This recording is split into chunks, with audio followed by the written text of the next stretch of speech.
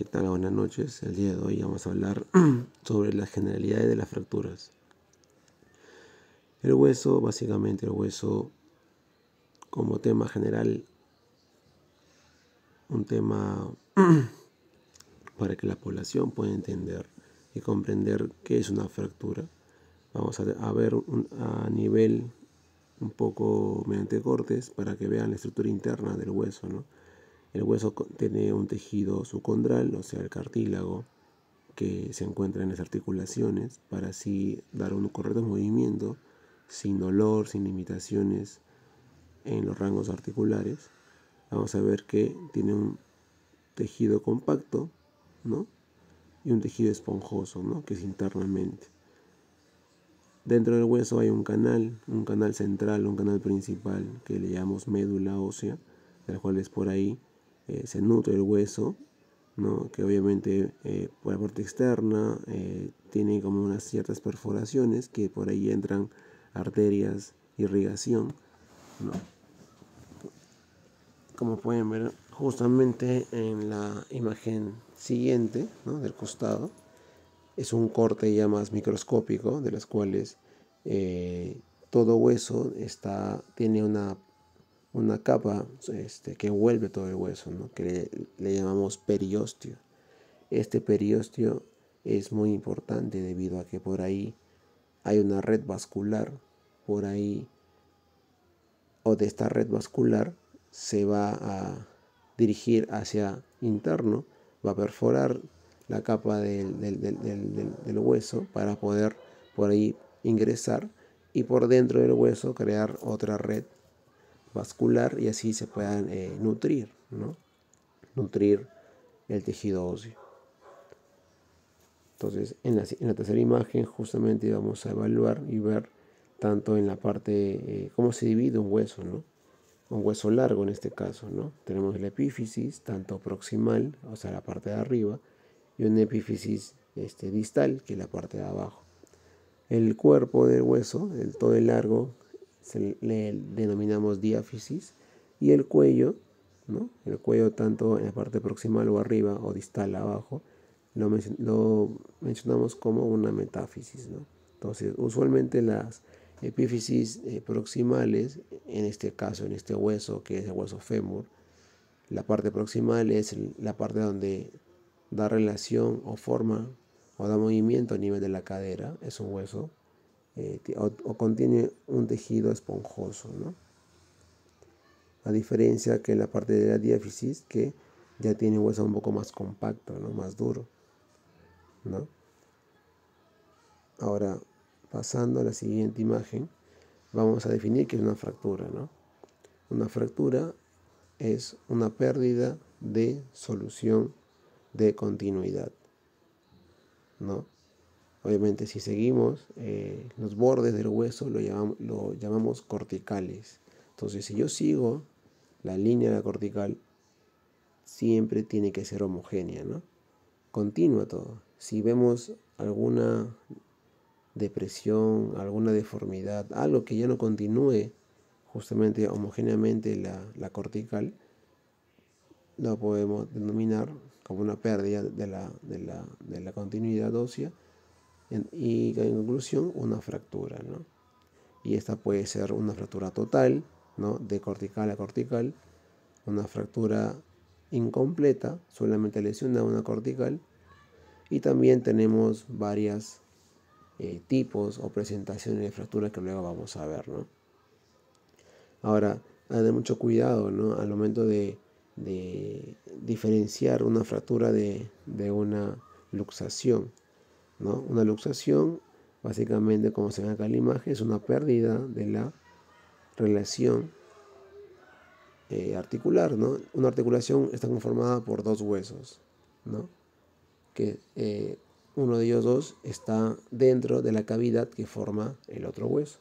Por ejemplo, ¿no? En esta imagen es el hueso, o bueno, la articulación del hombro, de las cuales el omóplato, ¿no? O la escápula contiene o tiene una cavidad, que es la cavidad glenoidea, y en esa cavidad glenoidea básicamente se aloja o encaja la cabeza del húmero, ¿no? Del brazo. Entonces, si esta cabeza del húmero se sale de la cavidad, obviamente va a perder la relación que hay entre estos dos huesos, ¿no? Que forman la articulación del hombro.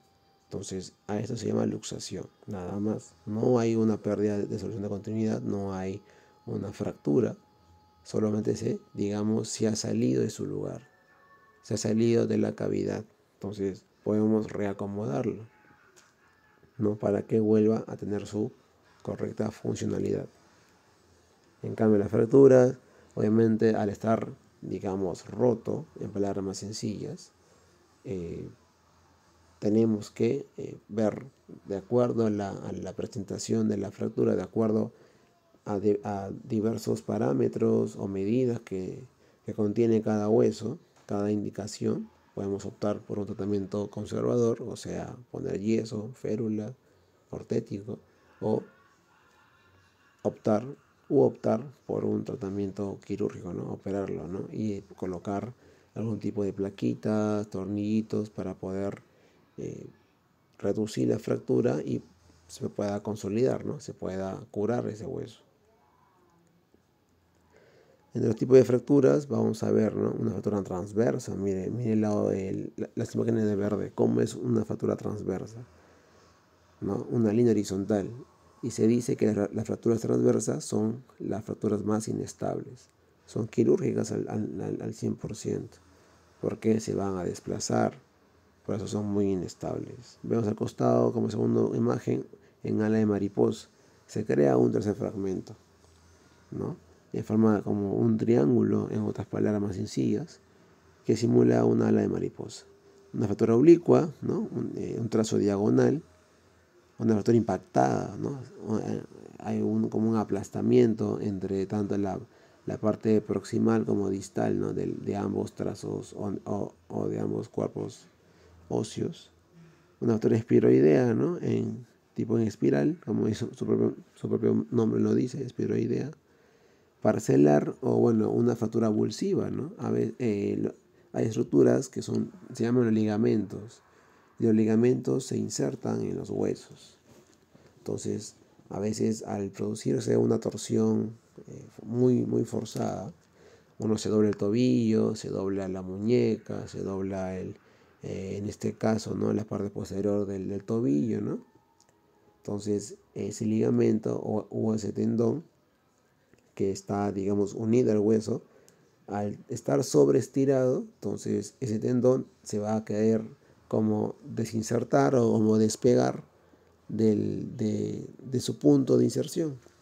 Y al momento que se despega, va como que a arrancar un cierto pedazo de hueso.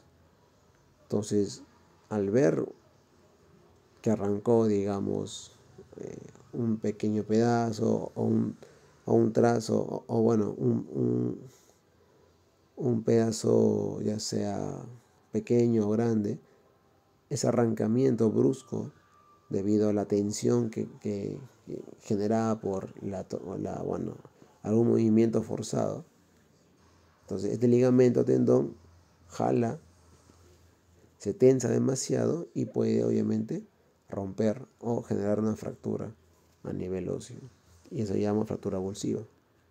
Cominutada es una fractura que está partido en varios pedacitos. Entonces, esta es una gran fractura inestable y se opta por un tratamiento un poco más, ¿no? Invasivo, porque al ser una fractura comminuta también hay que ver cómo está el alrededor, o sea, las partes blandas, debido a que se sospecharía de un accidente de alto impacto, ¿no? De alta energía. Entonces, no solamente viene asociado a otras lesiones, ¿no? Es una fractura comminuta. Vamos a ver también la parte segmentaria, ¿no? Que está partido en dos, tres partes. Bueno, básicamente en dos partes, ¿no? O bueno, máximo tres, perdón. Ya más de tres, ya se le denomina comminutada. Y en tallo verde, que se ve más en la población pediátrica, es una fractura, digamos, de una cortical, ¿no? Debido a una flexión forzada del miembro afectado, ¿no? Entonces, en estos pacientes pediátricos son altamente curativos, ¿no? La consolidación ósea o del hueso es muy rápida y la remodelación justamente es, bueno, muy rápida. Entonces, obviamente, la inmovilización sería suficiente para que se pueda curar a este paciente, ¿no? Y no algo quirúrgico, por ejemplo. Otra vez tenemos acá, ¿no? Un rodo normal, transversal, oblicua, espiroidea, cominutada, segmentaria, avulsiva, eh, bueno, y lo que es entallo verde, ¿no? Ahora, estas fracturas, al realizarse la fractura, una puede tomar dos caminos. Se puede desplazar, ¿no? O no se puede desplazar, que también es un parámetro para poder elegir si es quirúrgico o no, ¿no? Ahora, para que el hueso se consolide, o sea, se cure, pasa por varias etapas, ¿no? Exactamente 4. La primera etapa es la etapa tanto inflamatoria, en las cuales se crea un hematoma, ¿no? Al ser una estructura vascularizada, al ver una ruptura, obviamente los vasos sanguíneos también se van a lesionar. ¿Y qué van a hacer? Van a comenzar, digamos, a sangrar, ¿no? A perder sangre debido a que la red vascular ha sido alterada, ha sido rota. Entonces va a crear un hematoma, ¿no? Un acúmulo de sangre a nivel de la fractura, que esto a futuro es muy bueno porque obviamente con eso va a iniciar la etapa de la consolidación. Entonces, acá vamos a ver prácticamente que al realizarse la fractura, la fractura y a la vez la ruptura vascular, esta va a llamar a que migren diversas células que van a ayudar a la futura remodelación ósea. Como ven acá. Bueno, acá podemos ver por separado las etapas, ¿no? Entonces, en la segunda etapa, de las cuales ya se va a formar un callo blando, que esto recién se va a dar a partir de las 2 semanas en adelante, vamos a ver al tener la hemorragia, entonces esto va a llamar a la migración de varias células, básicamente osteoclastos, osteoblastos, que ayudan a la remodelación ósea, ¿no? A la vez también de células inflamatorias, que a la vez van a llamar, como un cebo, van a llamar a más y más células que van a ayudar a la remodelación, ¿no? Del hueso. Luego la formación de callo duro, que es la fase 3, básicamente ya al ver la migración y ya haber comenzado la producción del nuevo hueso, ya hay una osificación endocondral y a la vez también presencia de hialina y fibrocartílago, ¿no? Esto le va a dar la dureza, la firmeza, ¿no? Que ha iniciado por el callo blando, ¿no? Entonces esto evoluciona a un callo duro y se va a dar prácticamente a las 3 semanas en adelante, ¿no? La formación de un callo duro. Y ya una vez, digamos, terminada la fase del callo duro, obviamente va a quedar, como en la imagen, ¿no? Va a quedar una especie de una estructura, ¿no? Como si fuera una masa. Entonces, ¿qué va a hacer el cuerpo sabio? Va a comenzar a remodelar, ¿no? A ver el excedente de formación ósea, se va justamente mediante los osteoclastos a la resorción y adoptar la apariencia, o casi adoptar la apariencia lo más cercana posible a como era antes de la fractura, ¿no? Esa es la idea de la remodelación y reconstrucción ósea. Ahora, existen varios mecanismos de lesión, de cómo uno se puede producir una fractura. Tenemos mecanismos directos, o sea, algo externamente nos ha producido una contusión directa, o de manera indirecta, ¿no? Mediante una caída, por ejemplo, ¿no? Entonces yo me caigo digamos, hacia adelante o hacia atrás, yo coloco inconscientemente mi brazo para amortiguar el golpe, para poderme evitar que me lesione más. Entonces el brazo recibe una carga debido al peso del paciente. Entonces esta carga va producir, por ejemplo, en este paciente una fractura de antebrazo, ¿no?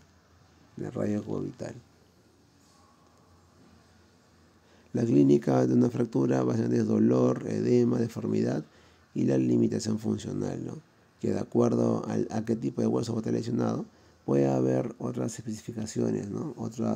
Una clínica agregada a justamente estas 4 características, ¿no? Por ejemplo, en una fractura de cadera, como se ve acá en la imagen inferior, se puede asociar un acortamiento de miembros, por ejemplo. Acortamiento de miembros con una rotación externa.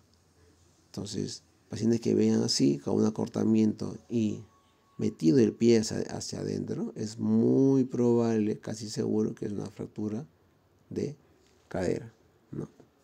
Entonces, en la imagen superior a esta vemos un gran hematoma.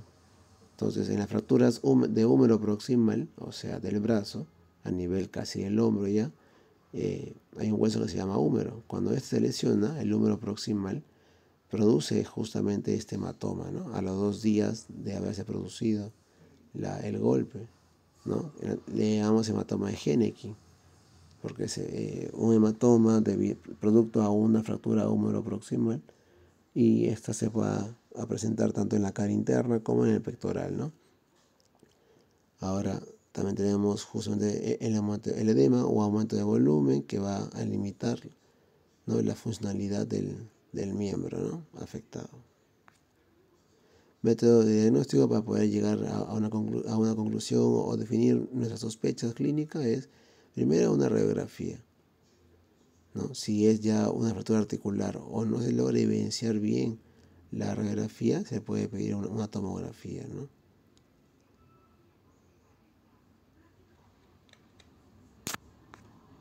Y ya para terminar, el tratamiento quirúrgico o conservador, ¿no? El tratamiento conservador básicamente se encarga con colocar de yesos, ¿no?, o férulas, o el uso de ortéticos. De acuerdo al tipo de hueso se va a colocar, ¿no?, un tipo también de yeso o férula, ¿no? Básicamente vemos acá en el brazo, o bueno, en el antebrazo se coloca un yeso antebraquio palmar, ¿no?, como se ve acá, el yeso circular.